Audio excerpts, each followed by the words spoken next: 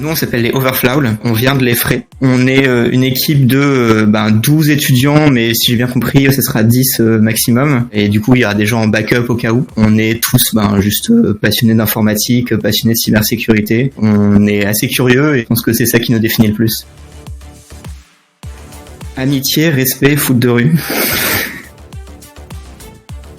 On nous a proposé de participer à cet événement qui avait l'air super cool.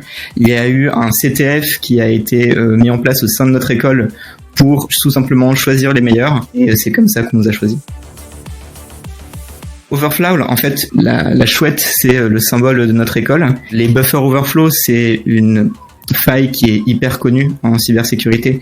Elle fascine beaucoup de gens parce que dans son concept, elle est très simple et elle peut aller très très loin. Alors, on a fait juste la combinaison de overflow, comme un buffer overflow, et de owl, notre mascotte. On est prêt à en découdre.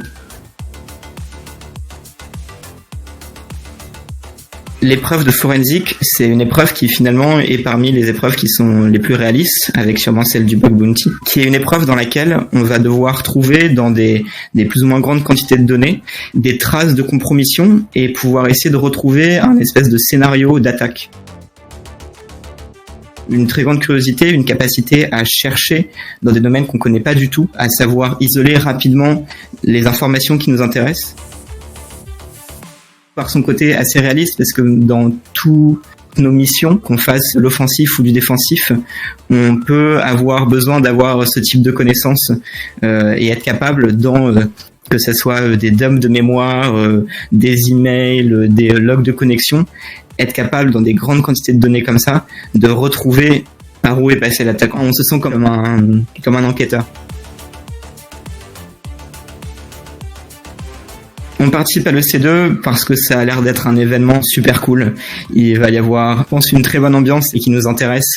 C'est d'aller à la rencontre d'autres étudiants, venir peut-être avec faire des blagues, parler aux gens, enfin voilà, retrouver un peu ce contact autour d'une passion commune. Donc ça va être trop bien. L'idée de mélanger ça avec du gaming, je trouve que c'est une super bonne idée. Moi, j'ai hâte de pouvoir faire n'importe quoi, me faire exploser par par des équipes professionnelles. Voilà, je pense que ça va être une super ambiance et c'est ça qui nous plaît beaucoup. Alors il y a deux choses. D'une part, on se retrouve toutes les semaines, alors pas en physique malheureusement, distanciation sociale oblige. On se retrouve sur Discord toutes les semaines, entre le mardi et le jeudi, pour s'entraîner ensemble sur des choses sur lesquelles on a besoin de s'entraîner.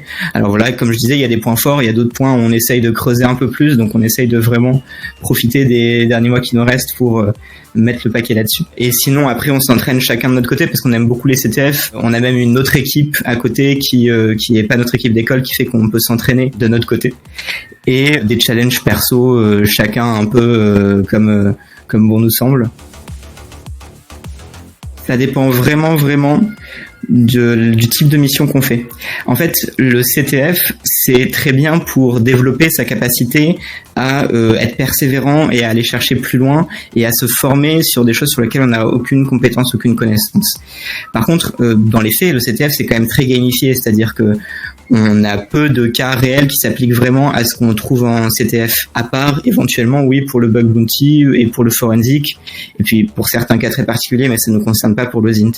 Mais donc, ça va être surtout cette capacité, chercher à développer ses connaissances générales, c'est une espèce de culture générale cyber, et ça, je pense que ça plaît tout simplement aux entreprises et au travail qu'on fait, parce que ça montre l'intérêt qu'on a pour la cyber en général. On a peur. Certains sont en train de développer des techniques avec peu d'honneur mais avec beaucoup de réussite. On n'est pas du tout des adeptes, la plupart n'ont pas de Switch, donc déjà on va être obligé de se retrouver pour s'entraîner. Moi j'ai de la chance, j'ai une Switch, j'ai le jeu, mon niveau est catastrophique. On a un petit peu peur des équipes pro, on espère qu'elles auront pas mal d'handicap pour essayer de rattraper le niveau. Mais bon, j'ai la chance d'avoir 2 voisins, c'est quand même une assez grande chance, qui participent à des tournois de Smash Bros. Donc, je vais souvent sonner chez eux et me faire éclater en bonne et due forme pour apprendre comment se défendre. Un jeu qui parlerait à beaucoup, c'est des RTS comme Age of Empires ou ce type de joyeuseté. Je pense qu'il y en a beaucoup qui ça ferait plaisir. Ou alors des FPS comme CS:GO. Je pense que là aussi ça ferait des heureux. Si je devais défier mes coéquipiers sur un seul jeu, ce serait Mario Kart. C'est le seul jeu sur lequel je me défends vraiment. Mais ouais, je pense que un RTS, un bon RTS ou un bon FPS, ça ferait beaucoup d'hommes.